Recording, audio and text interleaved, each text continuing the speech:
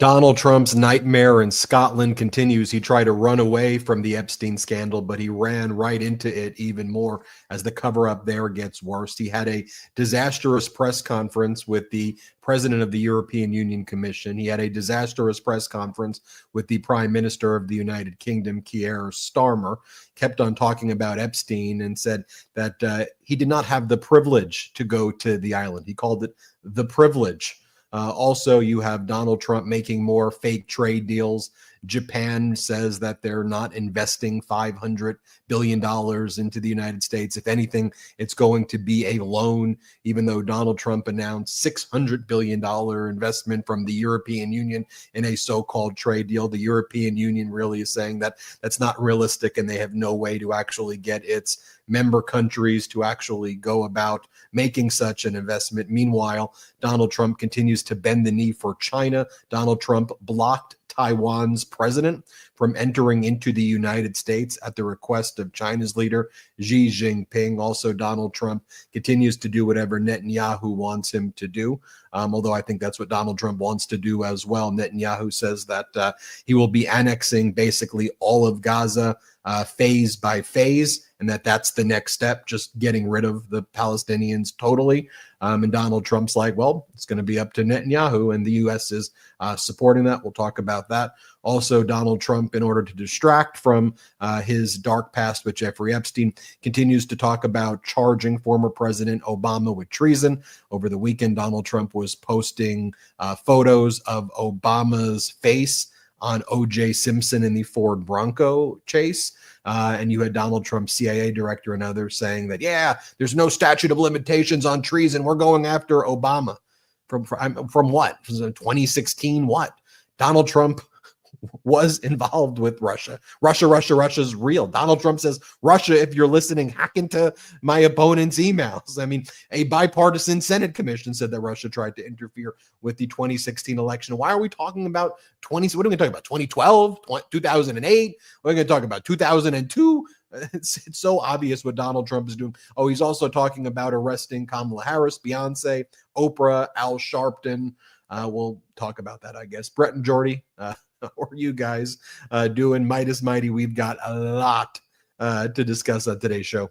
No, I mean, we got a lot to discuss every day. First off, I just want to say how upsetting it is to be the bad guys. Like it's really upsetting seeing everything the Trump regime is doing here and across the world, and understanding that, you know, our country is complicit in so many horrific things going on, and seeing Trump's deflection from the Epstein scandal. I swear, the more this guy speaks, the guiltier he seems. Like if there was a master class on how to appear guilty for something that you're not necessarily guilty on, sure, you have a lot of connections with Jeffrey Epstein. Nobody's saying that you specifically committed any sort of crimes. The way Donald Trump is behaving is certainly, I think, opening a lot of eyes and making people wonder what the hell is in those Epstein files, and why is he so afraid to let them see the light of day? I mean, you just got to think about it.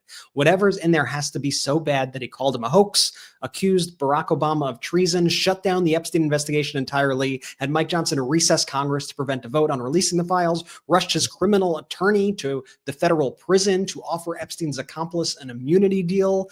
This is just absolutely outrageous. Though there's never been a guiltier looking individual, I think, in the history of the world. But here we are. This is the United States of America in July 2025. What a shame. We will go through it all. Jordy, what's the latest? Brett, well said. Excited to get in. We do have an action-packed show. I just want to remind those watching and listening, if you haven't already, please download the MeidasTouch Podcast wherever you get your podcast. Benji, where do you want to start off? Oh, wait, today? Let me say this also. We're going live on Patreon right after this for a Q&A. So make sure you check it out. Sign up now if you're not already at patreon.com/MeidasTouch. We're looking forward to our Q&A immediately following this live broadcast on YouTube. Let's go to Turnberry, Scotland, Donald Trump's golf course. He was there to enrich himself and promote his business. And on the side, he brought in the president of the European Union Commission, Ursula von der Leyen, and he brought in the Prime Minister of the United Kingdom, Keir Starmer. Let me show you what went down with Keir Starmer earlier in the day. Donald Trump, basically on his own, talks about Epstein's Island, and Trump says, I never had the privilege of going there. He calls it a privilege, the privilege. Here, play this clip. That was it. I'm glad I did, if you want to know the truth.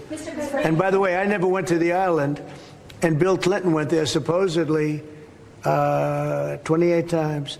I never went to the island, but Larry Summers, I hear, went there. He was the head of Harvard. And many other people that are very big people. Nobody ever talks about them. I never had the privilege of going to his island. And I did turn it down, but a lot of people in Palm Beach were invited to his island. In one of my very good moments, I turned it down. I didn't want to go to his island. Yeah. The privilege, he says. Then he's asked if he was briefed by his Attorney General, Pam Bondi, by the way, who's been very quiet lately, regarding his name appearing in the Epstein files, which he was briefed. And then he lies and at first says no, but then he realizes, wait a minute, how am I going to lie about this? And he goes, well, you know, the whole thing is a big hoax and the Democrats had the files. So like Biden probably did stuff to the files and put my name into it. Play the clip. One. Mr. President, you have said that you have not been briefed on the Epstein files, or your name has not appeared in the Epstein files. But doesn't the AG have to tell you if your name is... Well, I haven't been overly interested in it. You know, it's a hoax that's been built up way beyond proportion. I can say this, those files were run by the worst scum on earth. They were run by Comey, they were run by Garland, they were run by Biden and all of the people that actually ran the government, including the auto pen. Those files were run for 4 years by those people. If they had anything, I assume they would have released it. The whole thing is a hoax. They ran the files. I was running against somebody that ran the files. If they had something, they would have released. Now, they can easily put something in the files that's a phony. Like, as an example, Christopher Steele, a person you know well, happens to be from your country. But Christopher Steele, as an example, wrote a book, a dossier. We call it the fake news dossier. And the whole thing was a fake. The whole thing was a fake. They can put things in the file that are fake. By the way, I think Donald Trump owes Christopher Steele about $600,000 after a frivolous claim that he's making there. Christopher Steele won the litigation against Donald Trump, and Trump has refused to pay the judgment. Let's just pause there. Brett, your immediate reaction to what I just showed you. Not the comments of an innocent man, I will say lightly. And nobody's buying this crap. Not even most of Donald Trump's supporters are buying this crap. If you look at even kind of those right-wing podcasts who a lot of people talk about, help Trump in the lead up to this election, none of them are believing any of this stuff. We saw even Joe Rogan in a recent episode say that this is a line in the sand and how Trump's trying to gaslight people. We're seeing folks from this other podcast say how, like what I was saying before, the more Trump acts like this and says it's a hoax and says it was planted by Biden or Comey or whatever other name he wants to throw in there, the guiltier that he seems. And it's very obvious that whatever is in those files, as I said before, has to be so horrific. Like not even just like a little bad, but it needs to be so bad for him to have this sort of reaction to it. I mean, this was Donald Trump's government when Epstein was arrested. The sweetheart deal given to Jeffrey Epstein back in Florida, and we get into this a little later, what's going on with that. The sweetheart deal was given by U.S. Attorney Alex Acosta. Alex Acosta was then brought into the Trump administration as a reward after that sweetheart deal, this non-prosecution agreement, which now Ghislaine Maxwell is using to try to get out of prison based on that and based on what Donald Trump has been doing. So what we're seeing right now is clearly a coordinated effort by Trump and his allies to actually try to free Epstein's accomplice, to try to actually absolve himself of blame for whatever he may have done in this entire scheme. And now the entire Republican Party has turned into, and there's no real other way to say this, into this pedophile protection racket. And they are now all working together in this real life conspiracy to try to conceal the crimes of Epstein and any of Donald Trump's affiliations with them. 1000%. And can we just pause real quick and go back to that first comment, the clip that we played of Trump saying that he didn't have the privilege of being on Epstein's island? Let's just give him the benefit of the doubt and say he's being sarcastic there. Yeah, he's being sarcastic, trying to be funny. What are you doing trying to be funny about this? There are real victims. These are real people. And you're trying to make light of it and make a joke saying, oh, I didn't have the privilege of showing up there. I mean, this guy is such a jagoff, Ben. Next, he's asked, are you considering a pardon of Ghislaine Maxwell? Before you play it, though, he's sitting with the Prime Minister of the United Kingdom. Okay, like I just want to reflect on what this is. This is a meeting of two leaders of countries that are supposed to be talking about issues like the war in Ukraine, Russia's unlawful invasion, the humanitarian crisis, and the mass slaughter of innocent people in Gaza right now, and Israel wanting to annex all of Gaza. Which, by the way, even people in Israel are starting to say to Benjamin Netanyahu, dude, what are you doing right there? And Netanyahu's support base in Israel is still like 35% the Likud. It's not all of Israel, and I mean, you're supposed to talk about, issues about, trade and bringing the world together. But this is what Donald Trump is not, because Donald Trump's like talking about it too. I mean, the question wasn't, have you visited the island? Trump on his own said, I just didn't have the privilege to go there. Didn't have the privilege. Bill Clinton, former president of Harvard. Why do we care? Bill Clinton. Okay, Bill Clinton didn't hold him accountable. The former president of Harvard. Okay, sure. You too. You too. You lived, it was worse. You lived down the block from the guy and threw parties with him at Mar-a-Lago. And here's the thing, Ben, that I also try to keep like hammering home. Like, even going to the island, as screwed up as it is, that's not a crime in and of itself. Even going on Jeffrey Epstein's plane, that's not a crime in and of itself. Writing Jeffrey Epstein's birthday book, not a crime in and of itself. But Donald Trump's reaction to this news coming out, now that raises a lot of eyebrows, and that says, oh, so maybe that isn't actually just an innocent birthday note amongst two friends. Maybe there is something deeper to it, because Donald Trump is denying that he even wrote it in the first place. That, to me, is what makes the smoke seem like a fire around this entire issue. Here, Donald Trump was asked, are you considering a pardon of Ghislaine Maxwell? Let's play it. Mr. President, you completely rule out a pardon for Ghislaine Maxwell when you landed. Is that something you would ever consider, and why? Pardon for who? For Ghislaine Maxwell. Well, I'm allowed to give her a pardon, but nobody's approached me with it. Nobody's asked me about it. It's in the news about that aspect of it, but right now it would be inappropriate to talk about it. So, Mr. President. No, it would be inappropriate to do it.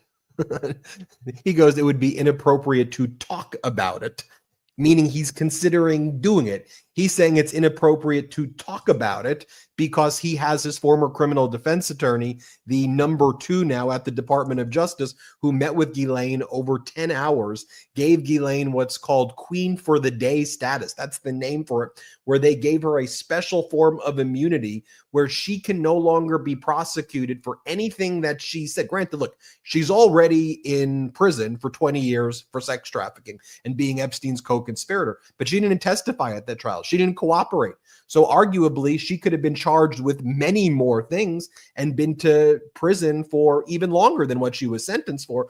But now she can't be charged with the other stuff that she basically talked about, because that's called use immunity. Arguably, the government can say that they found it from other sources, but it's very hard to make that claim. So they basically insulated her from that. And what was the point of that? She's going to name all these other names, but not Donald Trump's. And Trump's plan is, let's distract with that. And maybe people will forget that what they were asking all along for is not a Ghislaine Maxwell statement or grand jury testimony. We just want the files, the 300, whatever it is, gigabytes of data that exists. That's what we want. That's what we're asking for, not any of this other stuff. You don't need to go to Ghislaine Maxwell. You could go to the victims. You could hear from them, and people have done that. And you could go to the files that you are preventing the public from seeing that has all the information. And I should also say Trump's statements that you heard right there, where he says like, oh, I haven't really thought about that. Not something I really thought about. I don't know. I can do it, but I haven't thought about that. Same exact statements that he made prior to pardoning people like Michael Flynn, Paul Manafort, Roger Stone. Donald Trump says the same thing before he pardons people. I'm not saying I have a magic 8-ball and I can predict what Trump is going to do in this situation. But I will say this is what he has said in the past prior to pardoning people who were controversial to be pardoned. Then it's also just an insane thing to say. I could pardon her. Like, for that question, that's your response. I could do it. You could do a lot, Don. You could pardon a lot of people. Are you? How about no? Yeah. How about just a flat out no? No, I'm not going to. He's one of the most vile, most despicable sex traffickers known to man, who's committed some of the most heinous crimes. Brett, I could do it, Brett. I could do it. Are you kidding me, man? Unbelievable.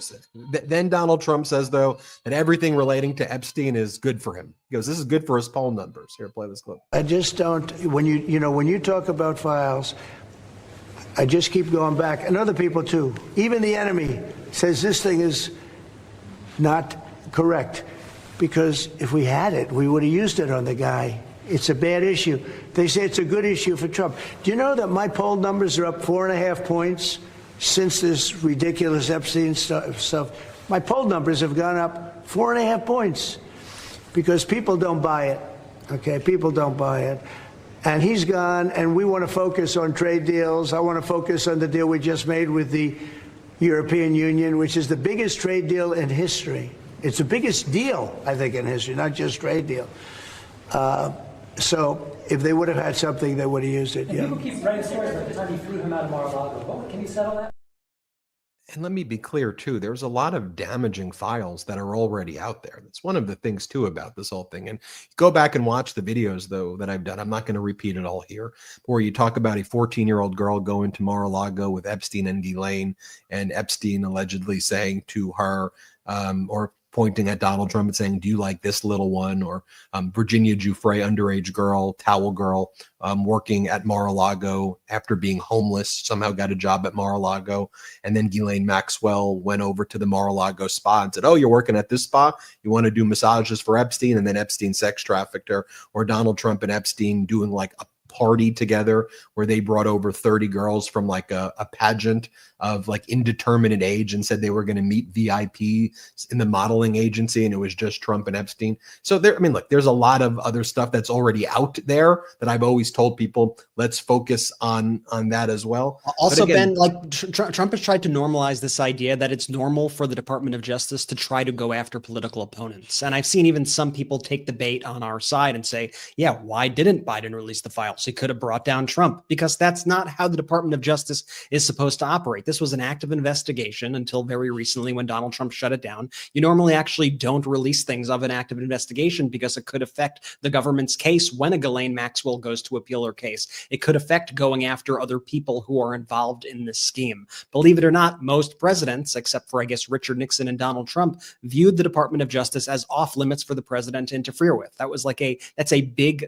policy that has existed, the separation between the president of the United States and the Department of Justice. They do not view it as a tool to attack their political opponents, even if Donald Trump believes that to be the case, because he was prosecuted for actual crimes over the past few years by the Department of Justice. Donald Trump is the individual who closed down the case. Donald Trump made it his cause to release the Epstein files. Donald Trump is the one who weaponized the Epstein files to try to smear his political opponents. He said he would release everything. And the second he took a look in those documents and saw that his name is apparently all over it, he backtracked and called it a hoax. So he is not able to slip out of this. People know exactly what is happening here. I'll show one other clip of Trump talking about Epstein in this meeting with the leader of the United Kingdom, Keir Starmer. Then I'll show you some other things that Donald Trump said. But he starts describing why it was that he stopped being friends with Epstein. And the kind of fake MAGA explanation is that, oh, Donald Trump thought Epstein was a creepy guy and said, look, you're banned from this location, from Mar-a-Lago, get out. And Donald Trump was like the hero. He stood up to Epstein. But here Donald Trump says, he goes, Epstein did something really inappropriate in my presence. Okay, what is it? And then he goes, he hired help that worked for me. Trump goes, he hired the help that worked for me, and he stole the people who worked for me. And Trump calls the people who worked for him help. So that's what Donald Trump says was inappropriate about Epstein's relationship with him, was hiring Trump's help. Here, play this clip. People keep writing stories like the time he threw him out of Mar-a-Lago. Can you settle that? What was it about? What caused the breach with him? That's such old history. Very easy to explain, but I don't want to waste your time by explaining it. But for years, I wouldn't talk to Jeffrey Epstein. I wouldn't talk because he did something that was inappropriate. He hired help. And I said, don't ever do that again. He stole people that worked for me. I said, don't ever do that again. He did it again. And I threw him out of the place, persona non grata. I threw him out. And that was it. I'm glad I did, if you want to know the truth. Okay, so if you want to know the truth, that's always what people say who are telling the truth. If you want to know the truth, okay, let's talk about other things. That destroys like the entire MAGA line about all of this. It just and is he talking about actual like help around Mar-a-Lago, or is he using a euphemism for like taking Virginia Giuffre from him? Like, that's what I don't know either. Is it even darker than even that we are hearing from Donald Trump in that instance? Whatever it is, we know that this whole story that MAGA has made up, where Donald Trump is some sort of crusader against people who have been sex trafficked in women, is complete and total bullshit. Even like Jeffrey Epstein's brother has come out and said that like Jeffrey Epstein actually was skeeved out by Donald Trump and said that Donald Trump was a crook. And they got into there's also all these reports that they got into some sort of feud about real estate where they were trying to bid on the same property, and Trump was upset that he was trying to get the property. I can tell you right now, from everything we know, it had nothing to do with the fact that Donald Trump knew that he was creeping and sexually abusing and raping young girls. Nothing to do with that. Everything to do with the fact that these other ancillary stories that we keep hearing about. I want to emphasize what you just said. Jeffrey Epstein's brother is on record saying that Jeff had to cut ties with Donald Trump because Trump was too big of a crook. Yeah. Imagine how big of a crook you have to be for Jeffrey Epstein to cut ties with you. So when you know that part of the story and then you re-listen to that clip that we just played, he's a terrible liar. Donald Trump is a terrible liar. Yeah. And when you watch that clip knowing that he's lying, I mean, you hear it in his voice and you see it in his mannerisms. Terrible. It's almost the concept, though, too, of the big lie, that he's such a bad liar that all of his MAGA sycophants in Congress, like MAGA Mike Johnson, they like pluck meaning from it and try to like act like they've interpreted what he said. But it's like, no, just listen to what he's saying. I mean, this is a liar who is also like cognitively addled and who is humiliating the United States on the world stage each and every day. And so, just shifting gears, he was asked about Russia. Obviously, there's not peace in Ukraine in 24 hours, as Donald Trump promised, and Putin continues to escalate, killing innocent Ukrainians using ballistic missiles and Shahed drones from Iran. Let me just tell you what Donald Trump's response was. I'm just not interested in talking to Putin anymore. I'm just done talking. Here, play this clip. But every time I think it's going to end, he kills people. Could a meeting help, and are you considering it? Has been proposed? I don't know. I'm not, I'm not so interested in talking anymore. He talks. We have such nice conversations, such respectful and nice conversations, and then people die the following night with a missile going into a town and hitting. I mean, recently, I guess, the nursing home, but they hit other things. Whatever they hit, people die. So I don't know. We'll see what happens.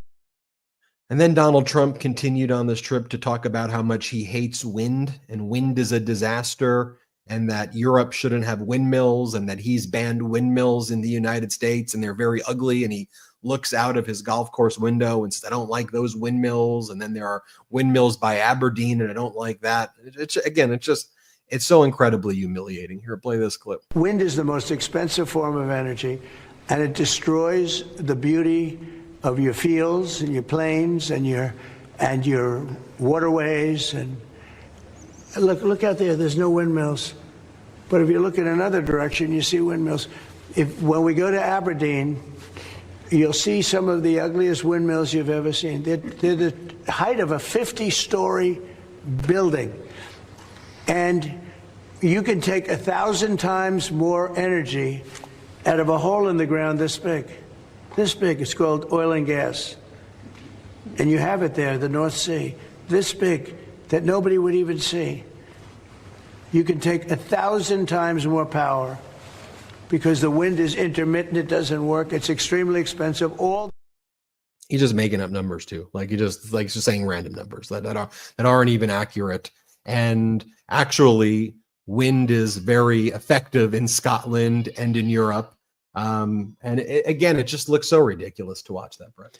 It looks ridiculous. It is ridiculous. It's incredibly dangerous. And you see people in the Trump administration now going on TV, and they also they like act stupid, right? They're either stupid, they're acting stupid, they think you're stupid, whatever you want, a combination of all the above. They go, oh yeah, wind, the energy actually can't even be captured. Once it stops, and you see like Trump saying that there, once it stops, the wind stops blowing, you just run out of energy, as if like batteries don't exist and other ways of storing energy don't exist. And you just see at every step of the way, this administration is attacking our climate, and they are doing just severe damage. You also see how kind of our entire infrastructure was built on having experts at the helm who knew what the hell they were doing, and us putting trust in them and allowing them to do their thing. Trump is dismantling it all. And so I should just mention also one of the most dangerous things that the Trump administration is doing right now that isn't getting nearly enough attention is that they are preparing to eliminate the endangerment finding.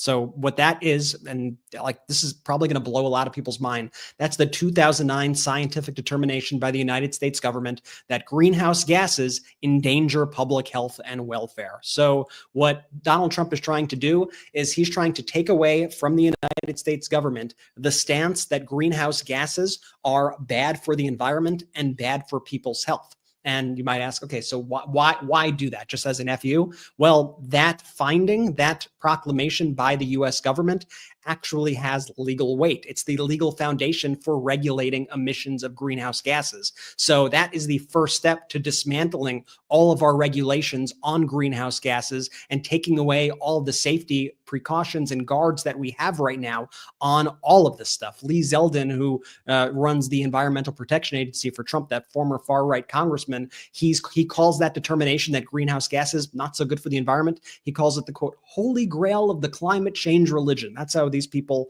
sort of speak. And this all comes the same week. The United Nations top court, the International Court of Justice, issued a unanimous opinion stating that countries have a legal duty under international law to protect the environment from man-made greenhouse gas emissions. So you see the United States government here going right against that, doing something that's going to damage our health, damage our economy, damage our environment. And so I think there's just people out there think that people don't care about these climate issues. So I'm just going to say, keep making noise about all of this stuff and don't let them get away with it. Even like leave comments in this very video on this podcast. Let people know that you care about this issue, because we have to continue to make noise.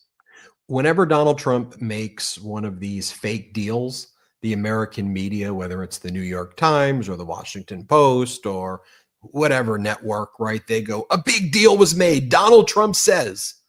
Whenever you start a sentence with Donald Trump says, you probably should pull back and reflect on, what does the counterparty say? And do we have a document, right? What does Japan say? What is European Union actually saying? And can we look at a document? Because it's never existed before that a trade deal is just a concept of a deal. They're usually written documents, very meticulously drafted. Every word has a significant meaning. And so the biggest red flag on all of Donald Trump's fake trade deals should be that there's just no piece of paper around it. So basically it is Donald Trump saying one thing, and then the other countries going back to their own parliaments or their own commissions or whatever and saying a completely different thing. There's no real understanding of what it is. And it seems that all these countries are really just waiting to see if the United States trade courts ultimately strike down Donald Trump declaring emergency powers. And so they're willing to give Donald Trump a temporary fake deal because 15% is better than 25%, even though a 15% tariff means America is taxing its own importers and passing it through to consumers. So when we get back, I want to talk about that. I want to talk about Donald Trump's press conference with Ursula von der Leyen, the president of the European Union Commission. I want to talk about Donald Trump cheating in golf in Scotland. I want to talk about Donald Trump banning the president of Taiwan from entering into the United States, and just the broader implications too with the World Cup and the Olympics, eventually coming up, as Donald Trump bans like baseball teams from Venezuela from showing up, or as Donald Trump bans, people from across the world from being here, and nobody wants to come to the United States, Donald Trump can brag about there are 0 crossings. One, I don't even know if that's true, number one. Number two, where there's 0 crossings? North Korea. No one wants to go there. People don't want to come to the United States. Why would you take a trip to the United States and end up in alligator concentration camps? Like, that's why we're seeing tourism down significantly. Or we'll talk about that. Reminder, as soon as this show ends, we will be on Patreon, and it's Ask Us Anything. We'll do about a 30 to 45 minute lightning round. We'll take as many questions as we can. There's no question that's off limit. If you ever wanted to meet me, Brett, and Jordy in a more intimate setting, you'll join us on that Zoom. There's a secret Zoom link at patreon.com/MeidasTouch, and it helps grow this independent media platform. So since we've grown this without any outside investors, it's just a fun way to keep on growing. So we'll see you after the show, but don't worry, we've got a lot of show left. So become a member of patreon.com/MeidasTouch. We'll be right back. Okay, you need to protect your skin from the sun, but what if you could protect it from things like collagen loss and inflammation, and even repair some of the damage you did when you were younger? The good news is you can, something I learned from my scientist friends at OneSkin. I've been using their whole line of mineral SPFs for the face, body, and lips, and I'm honestly impressed. Not only do they protect against UV damage now, they work at the cellular level to help reverse the sun damage I racked up in my teens and 20s. My skin feels smoother, looks more even, and I've noticed age spots and fine lines starting to fade. The face SPF is lightweight and breathable, available in tinted or untinted. The body SPF is water resistant and helps prevent collagen loss. And the lip SPF, it hydrates instantly and is scientifically proven to keep lips healthy, bouncy, and firm. It's all made with mineral non-nano zinc oxide, vitamin C, and the powerful OS1 peptide. So you're getting protection, nourishment, and repair in one step. It's advanced sun care that performs like skincare. OneSkin is the world's first skin longevity company. By focusing on the cellular aspects of aging, OneSkin keeps your skin looking and acting younger for longer. For a limited time, you can try OneSkin with 15% off using code MEIDAS at oneskin.co. That's 15% off oneskin.co with code MEIDAS, MEIDAS. After you purchase, they'll ask where you heard about them. Please support our show and tell them we sent you. We live in an environment our biology was never designed for. EMFs, artificial light, seed oils, microplastics, endocrine disruptors, chronic stress. These modern assaults disrupt cellular signaling, negatively impacting gut health and accelerating aging. Armra Colostrum revives cellular signaling, bolstering our health from within to defend against everyday threats. Colostrum is nature's first whole food with over 400 bioactive nutrients that work at the cellular level to reactivate your body's innate capacity to regenerate and thrive. Ready to reclaim your health? We've worked out a special offer for my audience. Receive 30% off your first subscription order. Go to armra.com/Meidas or enter Meidas to get 30% off your first subscription order. That's armra.com/Meidas. Let's go. Shout out to our sponsors. Links in description of both the YouTube and the audio. Use the links, use the codes. If there's an exit survey, let them know we sent you. Benji, where to next? Talked about the press conference with Prime Minister Keir Starmer. Let's go to the one with Ursula von der Leyen, the president of the European Union Commission. This is where Donald Trump announced a purported trade deal, but it seems the trade deal is fake. We'll get into that. But the reporter asked Donald Trump if he thinks Israel should be doing more to allow food into Gaza. And then Donald Trump turns it into himself, makes it about himself, and says, "Why don't I get thank you? People need to be saying thank you to me. I need more thank yous." Here, play this clip. Should Israel be doing more to allow food into Gaza? Say it. Should Israel be doing more to allow food into Gaza? What did she say? Should Israel be doing more to allow food into Gaza? Well, we gave $60 million 2 weeks ago, and nobody even acknowledged it for food. And it's terrible. You know, you really at least want to have somebody say thank you. No other country gave anything. We gave $60 million 2 weeks ago for food for Gaza. And nobody acknowledged it. Nobody talks about it. And it makes you feel a little bad when you do that and, you know, you have other countries not giving anything. None of the European countries, by the way, gave. I mean, nobody gave but us. That's not even true, number one. And he goes, it makes you feel bad, meaning it hurt his feelings. What? I mean, there are millions of people starving to death in Gaza right now. Innocent children, men, women starving to death. This is one of the biggest humanitarian crises, an avoidable one as well in human history. And Donald Trump saying that he's upset because he didn't get enough thank yous.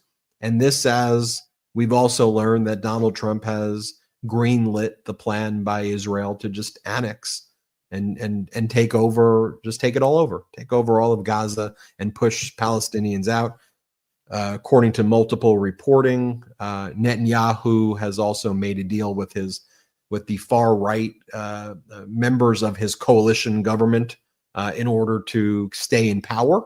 And this is what they're pushing. And you heard Donald Trump's response for that. But by the way, did you hear how Donald Trump answered the question at the beginning, where he was like, "Say it, say it," and then he needed somebody next to him to explain what a very clear question was.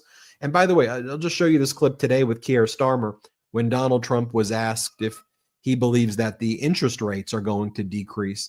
And watch, he struggles to understand what people are saying. And he goes, well, cut taxes? Say it? Cut taxes? No, interest rates. What are you talking about? Here, play this clip. Yes? Do you foresee a rate cut this week? Do you expect a rate cut? Yeah, meaning a tax cut? No. Do you expect the Fed to cut rates this week? I think he has to. You had 11 cuts, you know? In Europe, they had 11 cuts. In other places, they had 10 or 11 cuts. And we had none, but I'm not going to say anything bad. You know, we're doing so well, even without the rate cut. With the rate cut, it would be better. It affects our housing a little bit. Look, we should be 3 points lower. And he consistently doesn't realize that Keir Starmer is not part of the European Union, right? He did that as well at the G7, where he rolled out a fake deal with the United Kingdom and said he's got a deal with the European Union. Then he drops it on the floor, and it's just a bunch of blank pieces of paper, and one has his signature on it. And again, could you imagine if former President Biden was there? Say it, huh? What are you saying? What?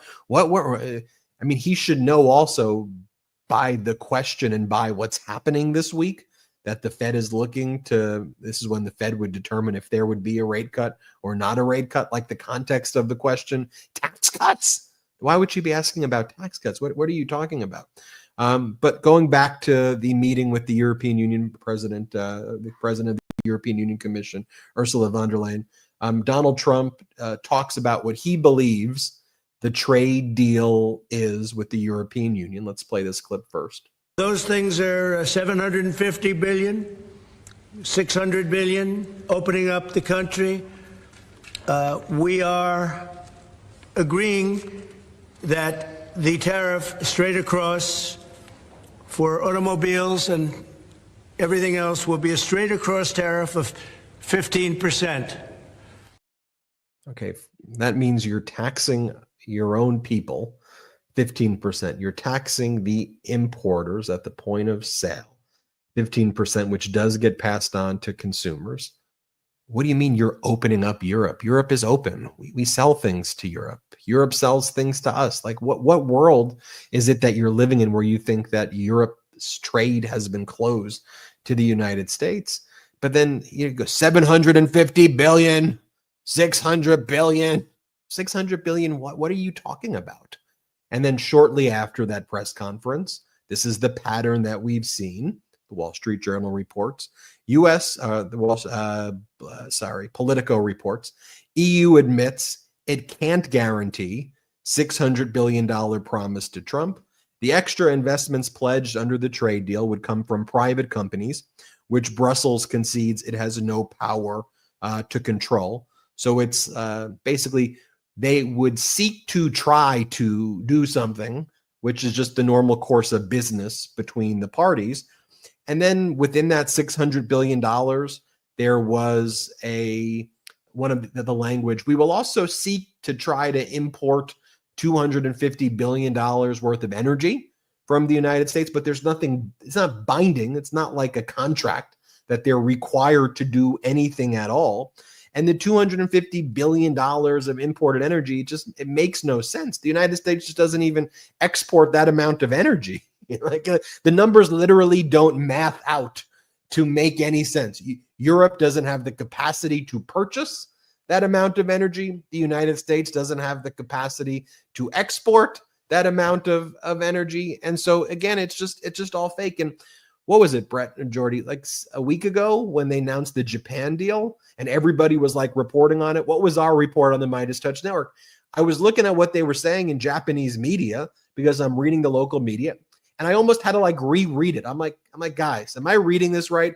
Well, I remember just to bring people like behind the scenes a little bit into kind of how we approach topics like this. When Donald Trump announced the deal, the first thing that we do not do at the MeidasTouch Network is send out a tweet and headlines that say, deal announced between the United States and Japan. CNN might do that. All these other networks might do that. That's not how we do it. We try to say, okay, well, what is this purported deal? And then we quickly start going, okay, well, let's look at what the Japanese are saying about it. Surely their finance minister or prime minister or whoever, somebody over there should be talking about this, right? And when there's a deal, traditionally, there are statements that are released in tandem with two countries at the same time that outline the same actual, there's a statement that is prepared by both parties. It's released at the same time, detailing the deal. And so our first step was, let's see what the Japanese government officials are saying. They were saying nothing at this time. We were like, well, that's odd, right? You would say that's odd. It's all coming from Donald Trump and Truth Social, and all these reports are coming from Truth Social, and we're just accepting this as fact. Weird. Perhaps we should wait till more information develops here. And then as the more and more of it came out, we begin learning through people in the Japanese government that this deal was no deal at all. There was nothing binding about this deal, that they had no intention of going through with any of the things that Donald Trump said, that they were in no rush to make a deal with the United States at all. And suddenly you realize, oh, so what all these other news organizations have been reporting has been complete BS. And they've now just done 2 days of PR for the Trump administration rather than first trying to find the facts. Then when we did our report, it was like, what? Then probably like a 24-hour lag before we started seeing these other more mainstream publications, I guess, if you want to call them that, legacy publications coming out with their stories, basically regurgitating the stuff that we were reporting about on the MeidasTouch Network. And it's just like, let's not jump to trusting Donald Trump.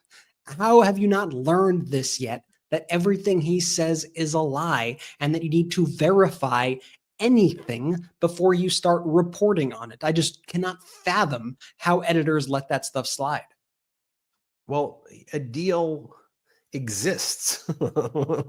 So if there's a deal, then the same way I could read what's in the United States, Canada, Mexico agreement before Donald Trump reneged on that, I should be able to read the deal. It should have a lot of points, and there should be obligations, and it should be binding. And we should understand, okay, well, what are the terms? I don't know how you keep reporting on social media posts or concepts of plans that aren't deals. And the thing that alarms me the most is that this is like just a gigantic Ponzi scheme. And what we're going to see is the economic data continue to be bad, and it's going to keep happening. And then one day the floor is going to break on something, and then the media is going to report it like it's a shock. Oh my God, how did this happen? Oh, whoa, what's going to, and I'm like, well, it's here in front of our eyes. Y'all kept on reporting about deals that were social media posts. I mean, Donald Trump claims that Japan was going to give America, United States of America, a signing bonus of $550 billion that the United States would keep 90% of the profits and Japan would keep 10% of the profits. Like, you should look at that as ridiculous from the outset, because Japan's entire GDP is $4 trillion. So, which is less than California, which Donald Trump attacks. So how is Japan going to invest like almost a huge portion of its GDP and then get 10% back? I go, they're not going to do it. Makes no sense. I mean, it would topple the government. It would crush their economy. They already hold $1 trillion of American treasuries. They already do about $783 billion every 4 or 5 years in direct foreign investments. They, in terms of employing Americans, they're like they're the country that employs the most Americans of like any country in the world. Why would this? It makes, and of course it makes no sense. And the way Japan is now framing it is the $550 billion could be like a loan, potentially. Maybe less than 1% will actually be direct investment, and the rest of it will be loans. And it's at our discretion to give the loan or not give the loan. In other words, there's literally no difference about what's taking place. So it's just another fake deal, and then Donald Trump will be like, all right, Australia is opening up their markets to American beef. This is a big win for our ranchers here in the United States. And it's like, you're an ultra MAGA rancher. You think Australia is going to be buying your beef? What are you talking about? Japan's not buying our cars because they don't like American cars. That's why, not because there are tariffs. Australia is not buying American beef because Australian beef is superior. That's why. Like, just the most fundamental basic concepts of this, are completely out of whack, and the media just goes along with this ride. And Donald Trump and his regime and Treasury Secretary Scott Bessent and and then Howard Nutlick, the Commerce Secretary, and they're saying, no, the country is eating the tariffs. There's no inflation. We've solved everything. I'm like, there is inflation. It's going up. The countries aren't eating the tariffs. American companies are, and American companies are then passing it on to the consumer. So either the company's going to go out of business or the American consumer is going to buy more. And we've all gone into stores. We've all shopped. We've all bought food recently. We know the prices are going up. And Donald Trump said he would end inflation on day one. But you always have to go back to his character. And his character is he's a sexual abuser. He's a felon. He's a fraud. He's a bankrupter. And so, he bankrupted Atlantic City in the early 90s. Well, Las Vegas, you're next in 2025 as tourism, goes down. His behavior that we're seeing is consistent with someone who bankrupts things. And he somehow, with his companies, got people to go along with some of this stuff and make horrible investments. And then he ruins their lives. And so just trying to call it out. And a lot of this stuff shouldn't be red versus blue or Democrat versus Republican. It should just be facts versus lies and good versus evil. Like, some basic stuff right here. So Ben, that's your issue. You're dealing with facts, big bro. When Trump says he has a deal, man, just report the headline. Just go, Trump said deal, everybody. It's so much easier. The market goes up that way, Ben. It's not built on a house of cards. That's all just going to come. And that's the thing, too, Jordy. It's like, the Ponzi scheme market right now, based on Trump's announcing fake deals. When you actually look at all of the data coming in about the country, about job creation, not good, about prices going up, new home construction. You go through the gambit, losing manufacturing jobs. Like, all the fundamentals are not strong. Consumer confidence is very, very low. CEO sentiment is at like all-time lows. Worker sentiment is at all-time lows. Just this gaslighting, Ben and Jordy. Like, when you see Lutnick going out there and he's saying like, sorry, slip of the tongue. When you see him going out there and and he says, like you were saying before, oh, inflation's actually coming down, and you see all these various people in the administration, these right-wing influencers who continue to beat the drum of the experts were wrong, there is no inflation. Actually, if you look at any chart, you see that inflation has been on a very steady rise since these tariffs. And by the way, Trump has reversed many of these tariffs, which may have slowed that trend, but the trend continues. And you always have to look what they they are doing and at the data and what is happening, not what they are saying. You can even look at this data point that I'll show you right here. Donald Trump says he's bringing in all of this money from tariffs. By the way, anytime he says that, remember that it means that's a tax increase on you. That's money he's taking from you. But anyways, we're bringing all this money in tariffs. We're going to bring down the deficit, right? This is going to make a big difference to the debt. Well, then why is the U.S. Treasury boosting their July through September borrowing estimate to $1.01 trillion? I thought the tariffs were going to cover all of it. Oh, I guess that was just another round of bullshit. Just like the Doge rebate checks were bullshit. Just like we're going to find gold in Fort Knox was bullshit. Just like what happened to the prison? Now they're doing tariff rebate checks. Now they moved on to tariff rebate. We got new rebate checks now. I got it. So what happened to the Greenland annexation? What happened to the Panama Canal? What happened to all these schemes that Donald Trump keeps throwing out? He says it and then he moves on to the next thing. It's all a scam. It's all dangling a carrot in front of his base. They fall for it. And then he acts like it just never even happened. Enjoy those Doge rebate checks, everybody. So when we get back, you want to talk about Mr. Tough Guy, Donald Trump, and who holds the cards? Okay. China just got Donald Trump to ban the president of Taiwan from entering into the United States. I mean, talk about utter weakness right there. So if you want to know, again, you think China has the cards or Trump has the cards, just even think about the ask. The very fact that Xi Jinping thought that he could ask Donald Trump, hey, I need you to prohibit the president of Taiwan from landing in New York on a trip to Central America, should be the most offensive thing to begin with. But Donald Trump was like, sure, I will grant you that, Xi Jinping. So also, you have these people, right, who come into the regime who are like, we're China hawks, right? We are going to decouple from China. Well, then why are you attacking Taiwan? And why are you weakening our relationships with Japan and South Korea and countries in Southeast Asia? What are you doing here? Talk about that. Talk about more. We're going to take our last quick break of the show. A reminder, when this show ends, sign on to Patreon. Go to patreon.com/MeidasTouch.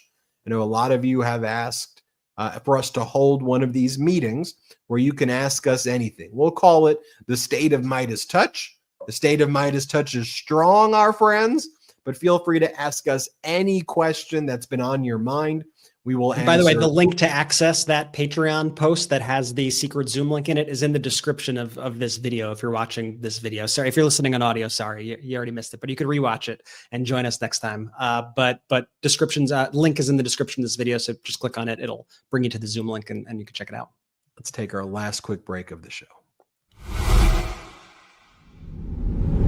Want this to be your most radiant summer yet? Prolon's 5-day fasting mimicking diet makes it easy to target fat loss, support lean muscle, and reset your metabolism, so you look and feel your best all summer long. In just 5 days, Prolon works at the cellular level to rejuvenate you from the inside out and help you hit your summer health goals. Prolon is a plant-based nutrition program featuring soups, snacks, and beverages designed to nourish the body while keeping it in a fasting state, triggering cellular rejuvenation and renewal. Next Gen builds on the original Prolon with 100% organic soups and teas, a richer taste, and ready-to-eat meals. Developed over decades at USC's Longevity Institute and backed by top US medical centers, Prolon has been shown to support biological age reduction, metabolic health, skin appearance, fat loss, and energy. No matter the season, when I'm craving a real reset, Prolon is the only nutrition program that works for me. It's convenient, backed by Nobel-winning science, and it works. For a limited time, you can be first in line to experience the new Next Gen at special savings. Prolon is offering the MeidasTouch Podcast listeners 15% off site-wide, plus a $40 bonus gift when you subscribe to their 5-day nutrition program. Just visit prolonlife.com/Meidas. That's prolonlife.com/Meidas to claim your 15% discount and your bonus gift. prolonlife.com/Meidas. So you ever wake up and feel like your body just hit the snooze button on life? Yeah, same. Honestly, aging sneaks up on you in some wild ways. Whether it's a night out or a good workout, I just don't bounce back the way that I used to. One day you're full of energy, the next you're Googling how to stretch without pulling a muscle. I believe one of the best aging breakthroughs of the last decade is Qualia Senolytic, and here's why. It's designed to help your body naturally eliminate something called senescent cells, also known as zombie cells. These are the ones that just hang around after they've stopped doing their job, draining your energy and making you feel, well, old. Think joint discomfort, sluggish recovery, low energy, the whole deal. Qualia Senolytic is a groundbreaking supplement made with 9 plant-based nutrients, and you only take it 2 days a month.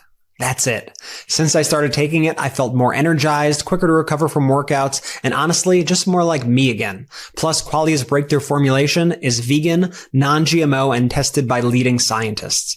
Experience the science of feeling younger. Go to qualialife.com/Meidas for up to 50% off your purchase and use code Meidas for an additional 15%. That's QUALIA life.com/Meidas, MEIDAS, for that extra 15% off. Your older self will thank you. And thanks to Qualia for sponsoring this episode.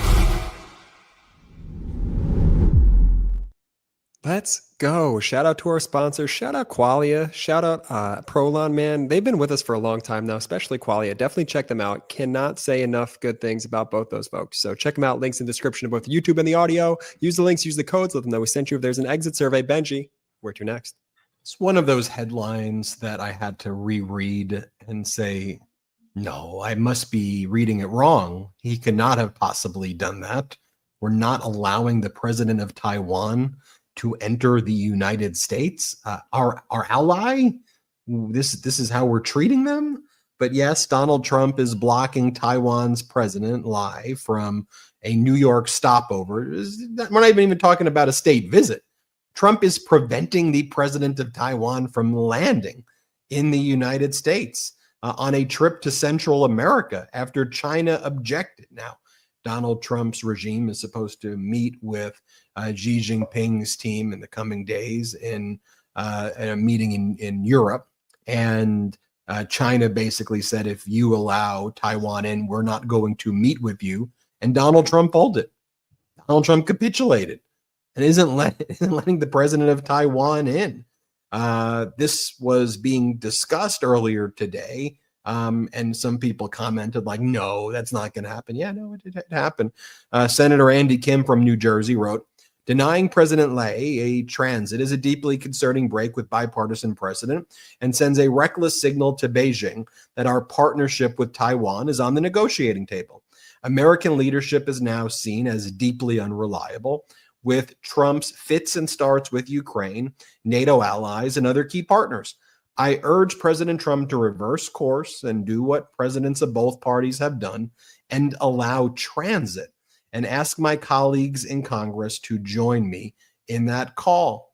This is one of those issues that MAGA Republicans in their disinformation campaigns would weaponize against Democrats for years, right? You know, the Democrats are selling out Taiwan. The Democrats are weak on China.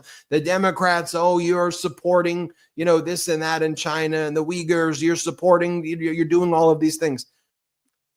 Republicans never cared what China was doing to the Uyghurs at all. They didn't care what was happening to Taiwan. It was just another wedge issue to use in their disinformation war.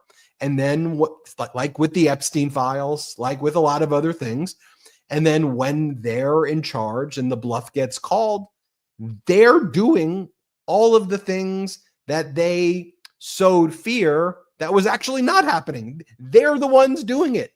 They're the GOP, the guardians of the pedos. They're the GOC, the guardians of China. I got to be more creative with that. You know, over Taiwan, GOCOT. Guardians of the People's Republic of China. And just loop that into one. Yeah. Do you know why GOP works though, and the others like I get what you're saying with GOP, but I don't fully understand where you're going with the other acronym there. Guardians of China over Taiwan, but P, the People's Republic of China. People's Republic. See, yeah, you could have kept it. Yeah. So I wanted to cover that because again, that to me just shows utter weakness to our allies. It was a test by Xi Jinping of Donald Trump, and Donald Trump completely capitulated right then and there. So what do you think China's going to how do you think China's going to deal with Donald Trump at the negotiating table? So I want to talk about that. I'm just worried about the Olympics, man. I just don't know what this country is going to do. Like, I'm certainly not rooting against, our country having the Olympics. I think it'd be great for, it's in Los Angeles. Like, I think it'd be great for the city. I think it's an exciting thing, but like now, like, you can't help but worry about what's going to go on. And why would any of these world leaders come here? Why would any of these citizens of other countries come here when they've already said, like, ICE has been going through World Cup stadiums? They're going to be going through, the Olympics. Like, if you could come here for an event like the Olympics and risk ending up at an alligator concentration camp or risk getting sent to South Sudan or El Salvador, like, is that risk really worth it? And I think there are going to be a lot of athletes and a lot of people in these countries who are really kind of thinking about that before they actually come over here. Oh, 1,000%. And the Olympics, Brad, the World Cup in 2026 here in Philly. So that's going to be also an interesting, scenario as well. It's insane. We're talking about sports there. The MeidasTouch research team was the team that located that footage, which showed Donald Trump cheating in Scotland. Donald Trump's caddy dropping the golf ball to give a better lie, a better position of the ball closer to the hole. And then Donald Trump looking like this is just kind of, I'll use the pun, par for the course for Donald Trump. He then goes and approaches the cheating ball. And then goes to hit that ball. Now, this isn't new data.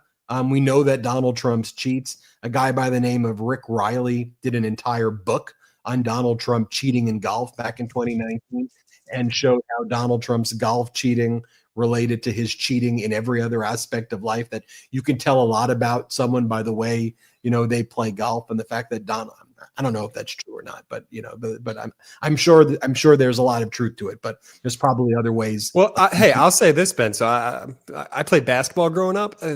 I could tell someone's personality, who they are at such a core level within 5 minutes of stepping on a court with somebody. Are you yelling at the ref? How are you interacting with your teammates? What's your over? Are you getting back on defense? So I buy that 1,000% that you could tell someone's how they behave in the real world based off how they're behaving on the golf course. I buy that. I agree with you. But I guess my point, I wasn't clear on what my point was. The bigger tell was probably that you were Jeffrey Epstein's best friend. Okay. Then how you golf. Good point. Fair point.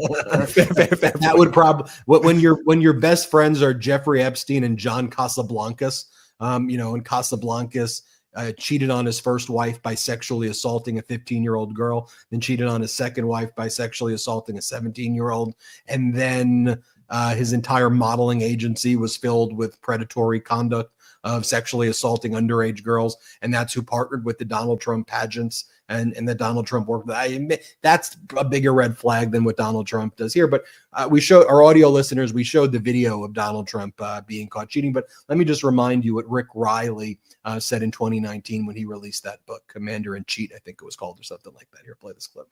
Which clip is this? Oh, of Rick Riley talking about the cheating. Do we have that one of Rick Riley? I don't have this one. I have Michael Wolff, but I don't have the Rick Riley one. Oh, got it. No, I mean, it's just Rick Riley saying he cheats like a mafia accountant. He cheats like crazy. He cheats whether you're watching or not. He cheats whether you like it or not. And the book was called Commander and Cheat. Finally, let me talk about Alina Habba. So her term, Jordy, this is like one of your point too. Like you could lose with grace and dignity and you could like bow out. Like Alina Habba, your term expired as the United States Attorney in New Jersey. Like you didn't deserve that position at all, but you could have just tried to prove everybody wrong, right? And act normal. But instead you filed charges, then dismissed them against the Newark mayor. And you behaved, like someone who has very little character, and frankly, you shouldn't be a lawyer. You behaved like someone who was indeed sanctioned over $1 million in other federal courts throughout the country. You behaved like someone who the judge in the New York sexual assault cases against Trump, the civil cases and the defamation cases were like, do you even know how to cross-examine people? Like, do you know the rules of evidence? So she's refusing to leave the position right now. even though she's done. And the federal judges in New Jersey could have extended her term, but they voted not to because she's not competent or qualified. So a very competent and qualified, lifelong Republican who had been working at that office since 2016, became the first assistant United States attorney, and then gets the job as United States attorney, because you need a functioning office to go after the bad guys, right? I mean, there's over 1,500, 2,000 cases in New Jersey against people engaged in terroristic threats and people engaged in serious violence and sexual predators and people engaged in embezzlement and other very serious federal crimes that are prosecuted out of that office in New Jersey, and she refuses to leave. So what are the criminal defendants now doing in those cases? They're filing motions to dismiss their charges. One by one, they're filing motions and saying, we have an unlawful United States attorney who refuses to leave, and I can't be prosecuted if she's still there because the office is acting criminally. So you can't prosecute a criminal if you're the criminals.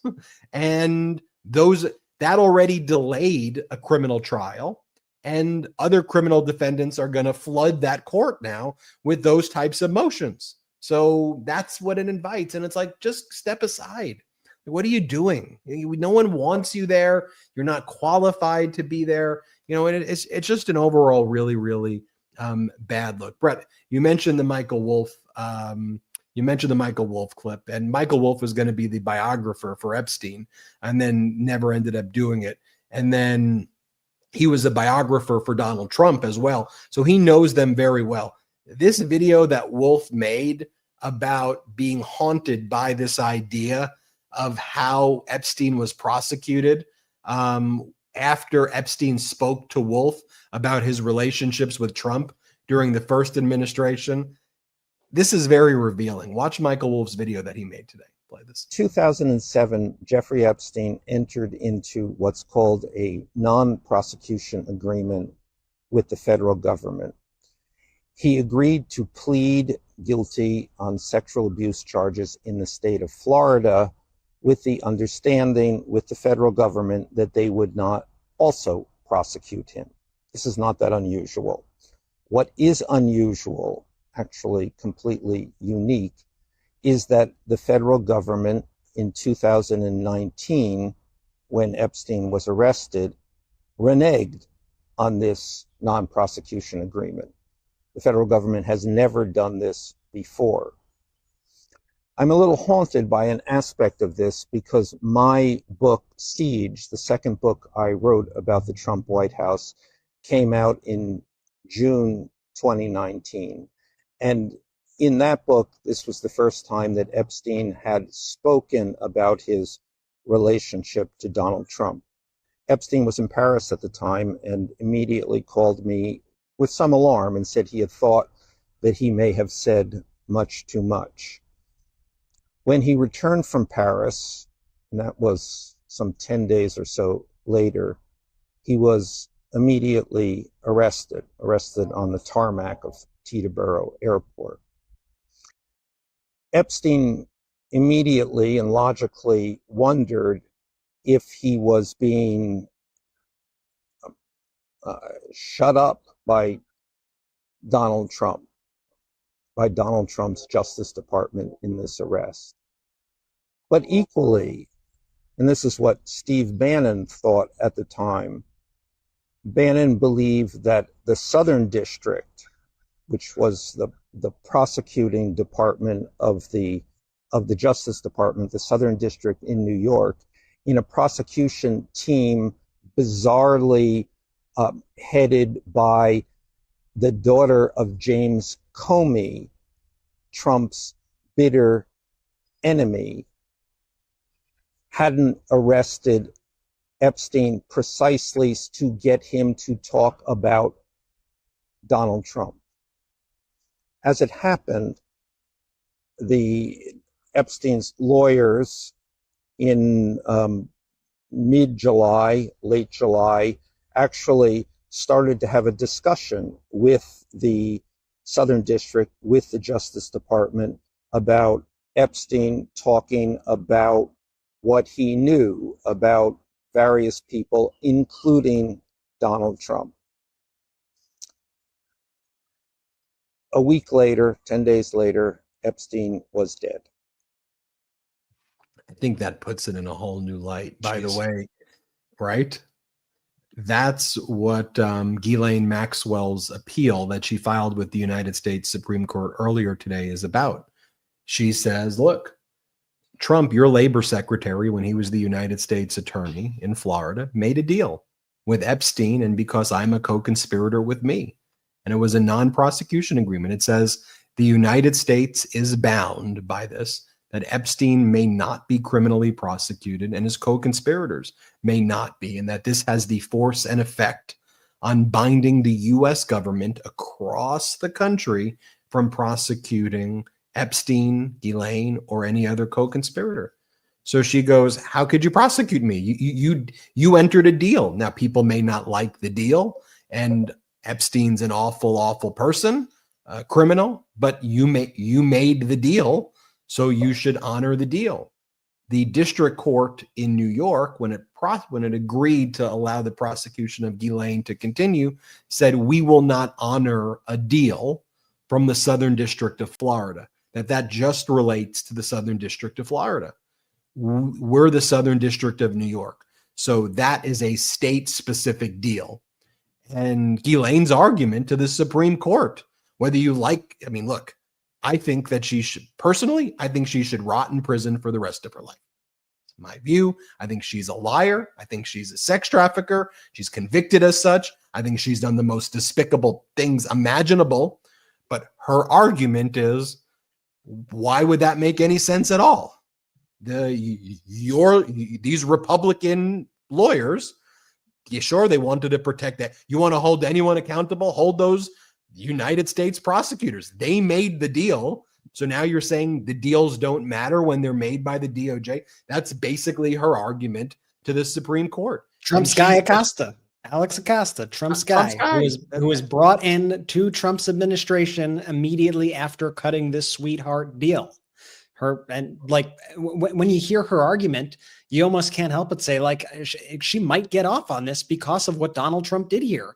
And I think it's also, when you look at the timing of all this, also how she filed this reply brief today with this specific information about how the Department of Justice prosecuted this case immediately after meeting with the Department of Justice in the federal prison, immediately after meeting with Donald Trump's former personal criminal attorney, who is now the Deputy Attorney General of the United States. My kind of conspiratorial brain starts running wild and going like, did they discuss this strategy? Did they discuss poking holes in how they made this agreement with her in the first place and saying, look, here's your out. Remember that sweetheart deal we gave Jeffrey Epstein where we said, if you take this deal, we won't prosecute you or your co-conspirators?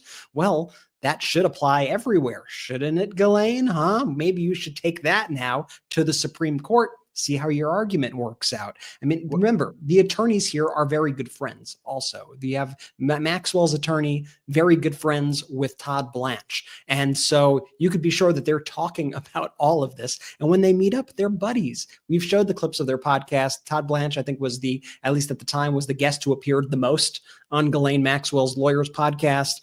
They were very chummy with one another on that show. Like, it's hard not to look at what is going on here and be like, this is why I've been saying, like, he doesn't even need to do the pardon. The pardon question to me is like an afterthought. He has given Ghislaine Maxwell the golden ticket to get out on her own in a way where he could claim that he had nothing to do with it, even though we all know exactly what is going on.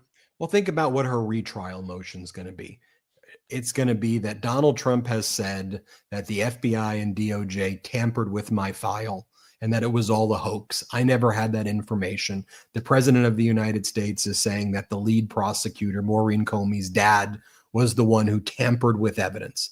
Now, the only way the federal court rejects Ghislaine Maxwell's motion is by saying, we don't believe what the president of the United States says.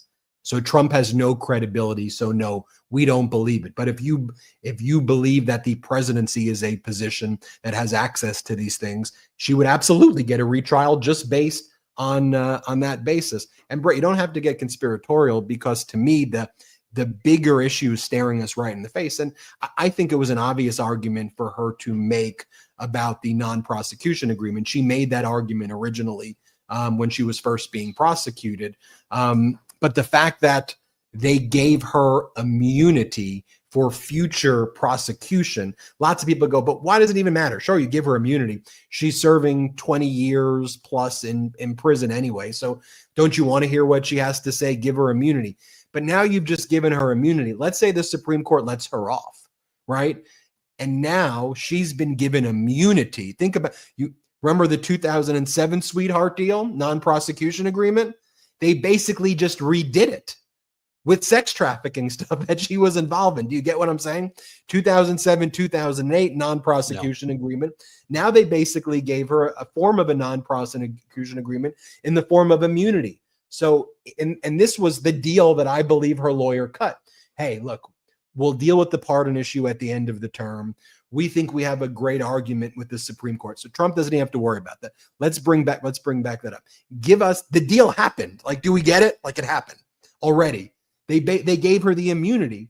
So now what Todd Blanche probably said is, look, I can't give you these guarantees. I'm going to give you immunity. I can justify that behind the scenes. Go make your argument to the Supreme Court. We think the DOJ in their brief to the Supreme Court, Brett, conceded that there is a circuit split on this issue such that the Supreme Court should read it. Here, pull up. Do we have her brief? Because her brief, she says in it, the brief, she says that the government, even more remarkable, where does it say this?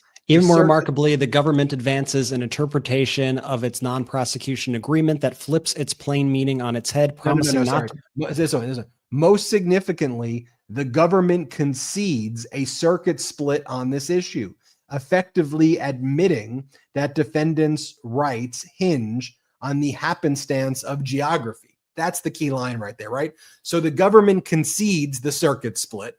It goes to the Supreme Court. They give her immunity regarding all of the statements she makes about the sex trafficking stuff, thus immunizing her from prosecution there. She identifies other people, says what Trump wants to hear, and then you hope she hopes then the Supreme Court grants her appeal on that. That's what happened. You don't have to be conspiratorial. It literally happened in front of our eyes. What went down. And so I wanted to bring that up. Finally, I want to leave the show on a very positive note as well. You know, the MeidasTouch Network is embedded with the AFL-CIO in their bus tour across the country, where they are meeting with union leaders and members of unions and just workers across the country, advocating for workers' rights. This bus tour has been, I think, inspiring. This bus tour is the type of grassroots, shaking people's hands, things that are needed in this moment. And the AFL-CIO just does an incredible job, and we're honored to be embedded with them and everything that they're doing here as well. So I want to show you this clip right here.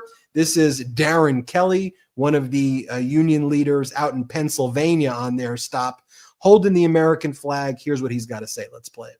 When you take this American flag and you say that you stand behind it, you stand for what this symbol is.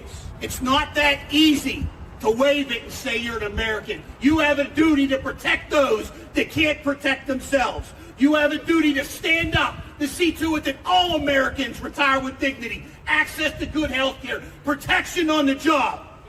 This isn't something you wave without having it deep in your heart. And there's a lot of people in D.C. that forgot what this symbol is. So I promise you, we will remind you every day. You say you stand with veterans, and how can you cut like you have at the VA?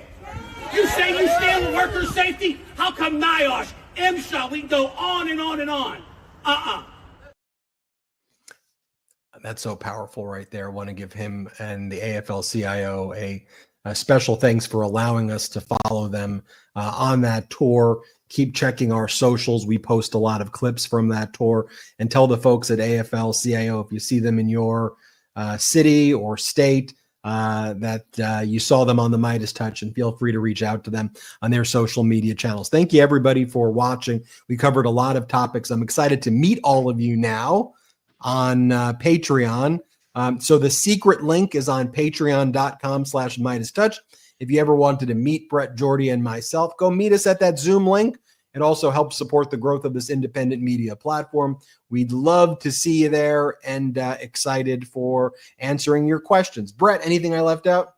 No, I think we covered a lot. Trump, Epstein, Ghislaine, the Supreme Court, climate issues, Gaza, the truth about the so-called EU deal, the Japan deal, Russia, Ukraine, Congress, Taiwan, the AFL-CIO. I think that's a pretty action-packed episode. I want to thank everybody for listening. And please remember to go also add the MeidasTouch Podcast on Apple Podcasts, Spotify, wherever you listen to podcasts. If you've already done that, leave us 5-star review. Send these episodes to friends. It really, really, really helps. So please go ahead and do that. Jordy, take it away. Shout out to the Meidas Mighty! The Meidas Mighty standing strong against the fascists. We sing our song.